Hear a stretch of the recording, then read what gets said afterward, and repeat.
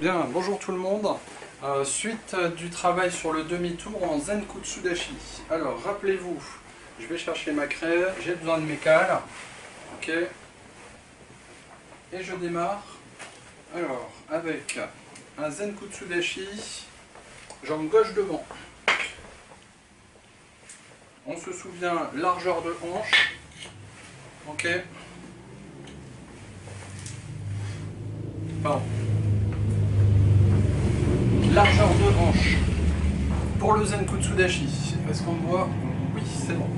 Donc, le principe, c'est que je vais faire demi-tour sur un axe qui est celui-là. Voilà. Avec ma craie, je vais passer par-dessus cet axe-là. Ok. En position 1, demi-tour. Et j'avance. 1, demi-tour. Et j'avance.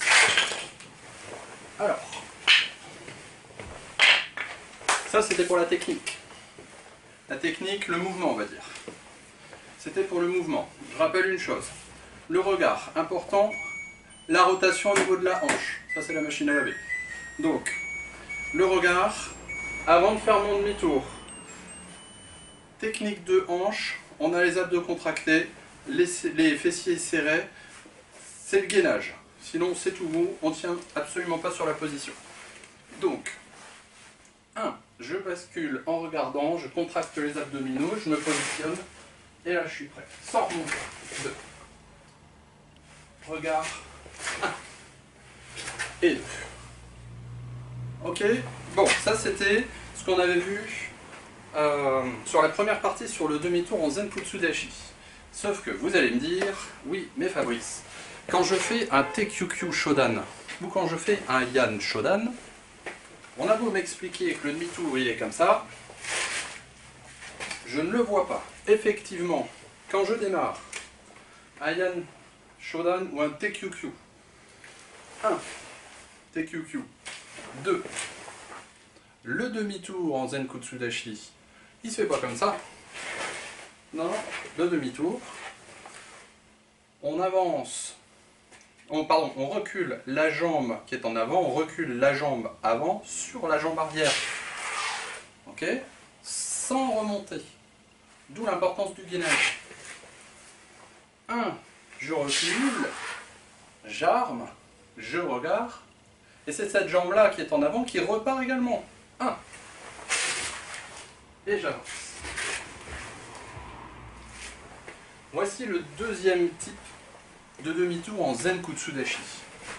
Celui où la jambe qui est en avant revient et repart. Et ça, vous l'avez dans le premier kata, Yan Shodan, vous l'avez dans plusieurs katas.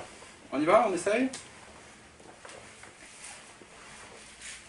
Alors, on laisse les bras. 1. Est-ce que vous avez pensé contracter? Il faut les contracter et serrer les fessiers. 2. Et je repars. Et vous voyez que si je prends mes cales qui sont par ici, j'ai quand même, regardez, mon pied arrière est sur l'axe. D'accord? Hop, je vais le mettre sur l'axe. Voilà. Je reviens. 1, 2. Mon pied arrière reste sur l'axe. Et si j'avance les cales, on a toujours la largeur de hanche. Seulement je suis passé, comme je l'ai fait sur la première technique de demi-tour, je suis passé de l'autre côté de l'axe cette fois-ci. 1 et 2. Toujours en conservant cette largeur de hanche. Pour terminer, là c'est pour les beaucoup plus gradés. On a sur un kata qu'on appelle Unsu, un demi-tour particulier où on a vraiment l'utilité de la hanche. L'utilité de la hanche, parce que le demi-tour se fait sur place. 2. D'accord? Dans une partie du kata, 1, 2. Ok, bon, après, ça c'est pour ceux qui connaissent le kata. Et là, vous pouvez essayer également hein, le demi-tour. 1. Basculement de l'axe sur le premier tiers de la longueur entre mes deux pieds. Ah, je vais vous le dessiner. L'écartement. Alors, la caméra elle est là.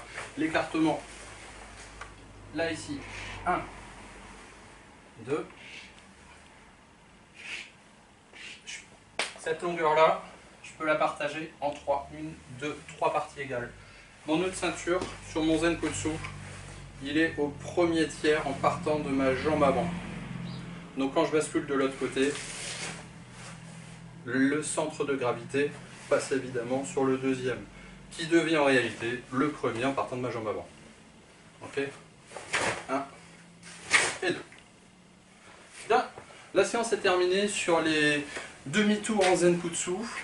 Je vous propose pour les prochaines séances les demi-tours en Kokutsu Dashi ainsi qu'en Nekwashi Dashi ou en Kibadashi.